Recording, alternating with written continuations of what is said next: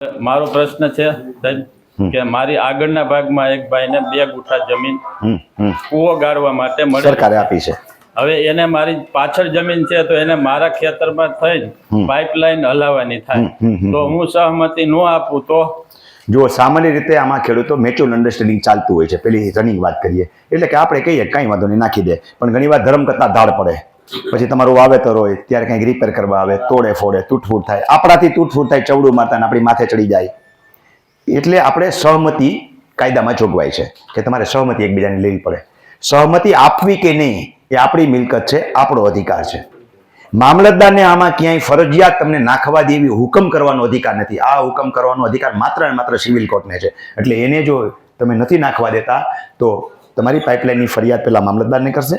મામલતદાર એમ કહે કે સિવિલ રાતે દાદ લઈ લ્યો, એટલે પછી એને એના આધારે સિવિલ કોર્ટમાં જવું પડશે। સિવિલ કોર્ટમાં પ્રૂવ કરવું પડશે કે ખેતી મારી આજીવિકા છે, સરકારે મને આગળ 2 ગુઠા જમીન આપી છે જેમાં પાણી થયું છે, જો પાઇપલાઇન આ ભાઈ મંજૂરી ન આપે તો મારે આ ખર્ચો કરવાનો કોઈ મતલબ નથી, મારો પાક હુકાય તો મને હુકમ કરો। એટલે સરકાર જંત્રીના ભાવે રકમ કાઉન્ટ કરી અને મને એ જમીનમાં ફરજિયાત પાઇપલાઇન નાખવાનો હુકમ કરી શકે છે।